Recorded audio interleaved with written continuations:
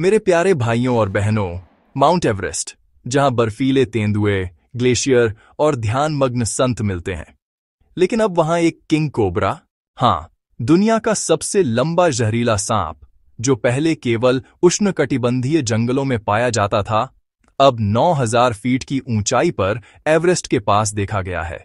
यह चौंकाने वाला खुलासा वैज्ञानिकों को हिलाकर रख चुका है और हमारे लिए यह एक गंभीर चेतावनी है। आप देख रहे हैं मिशन विकसित इंडिया, एक ऐसा चैनल जहां हर वीडियो में इनोवेशन, प्रकृति और जीवन रक्षा को जोड़ते हुए भारत को 2047 तक पूर्ण विकसित राष्ट्र बनाने की दिशा में चर्चा होती है। 13 जून 2025 की टाइम्स ऑफ इंडिया रिपोर्ट के अनुसार एक किंग कोबरा 9,000 फीट की ऊंचाई पर देखा गया। यह उसकी सामान्य सीमा से कहीं ऊपर है। तथ्य यह है, किंग कोबरा सामान्यतः गर्म, घने जंगलों में पाए जाते हैं। वे कभी भी हिमालय की ऊंचाई पर प्राकृतिक रूप से नहीं पाए गए। तो अब क्यों? जवाब है जलवायु परिवर्तन। जैसे जैसे तापमान बढ़ रहा है, जानवरों के आवाज बदल रहे हैं और साथ आ रहा है अनपेक्षित खतरा, वहां भी जहां कभी सब सुरक्षित था। यह क्यों चिंताजनक है? यह सिर्फ एक सांप की बात नहीं है, यह एक गहराती प्राकृतिक और जलवायु संकट का संकेत है। निचली घाटियों के जीव अब ऊंचाई की ओर बढ़ रहे हैं और पर्वतारोहियों और ट्रेकर्स को अब नए अनजाने खतरों का सामना करना पड़ रहा है। जानवर अपरिचित इलाकों में अप्रत्याशित व्यवहार कर रहे हैं। ट्रेकर्स के लिए खतरे अब और भी बढ़ गए हैं। ऊंचाई पर सांप के काटने से मौत का खतरा कई गुना बढ़ जाता है। बेस कैंप्स में एंटी वेनम स्टोर नहीं होता और रेस्क्यू भी देर से पहुंचता है, क्योंकि क्षेत्र काफी दूरस्थ होता है। नए खतरों को लेकर जागरूकता की भारी कमी है। यह अब जंगल नहीं, बल्कि एक नया वाइल्डरनेस जोन बन चुका है। तो समाधान क्या हो सकता है? चलिए जानते हैं। सबसे पहला है आपातकालीन स्नेक बाइट किट्स। ये हल्के वजन की किट्स होंगी, जिनमें कॉम्पैक्ट एंटी वेनम शामिल होंगे।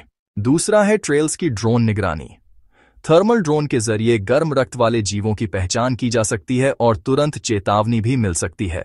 स्मार्ट वियरेबल्स की बात करें तो ऐसे ट्रैकिंग गियर भी आ गए हैं जिनमें थर्मल सेंसर लगे होते हैं। मतलब, अगर आपके पास में कोई हलचल होती है तो ये गियर कंपन के जरिए आपको अलर्ट कर सकते हैं। ये काफी काम की चीज है।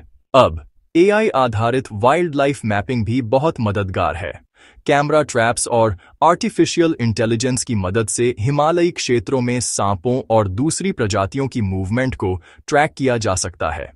इससे हमें इनकी एक्टिविटी का बेहतर अंदाजा मिलता है। ट्रैकिंग प्रोटोकॉल का भी फिर से निर्धारण जरूरी है।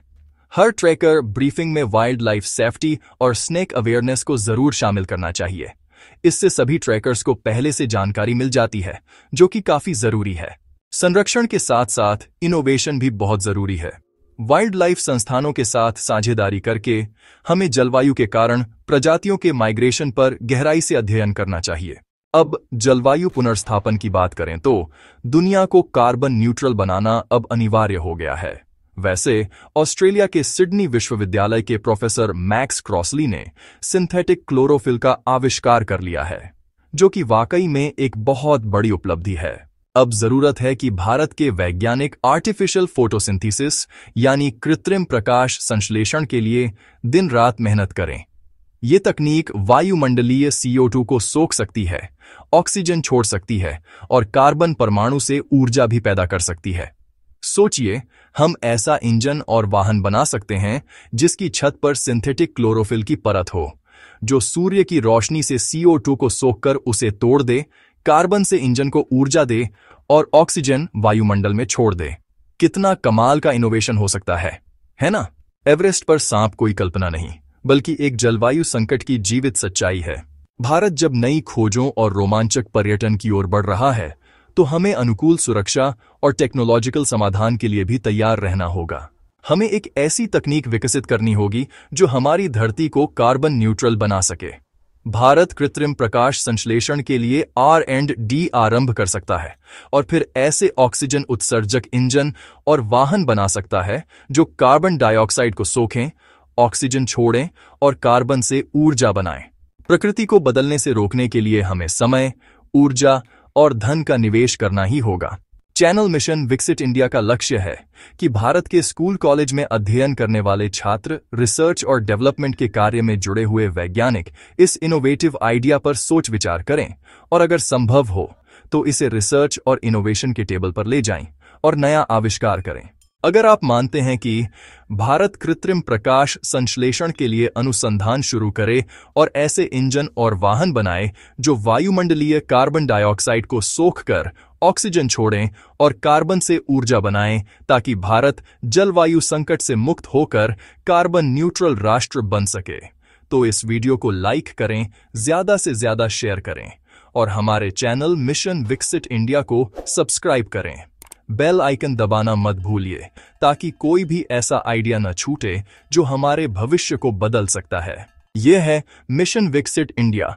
आज इनोवेट करो ताकि भारत 2047 तक पूरी तरह विकसित हो सके। जय हिंद।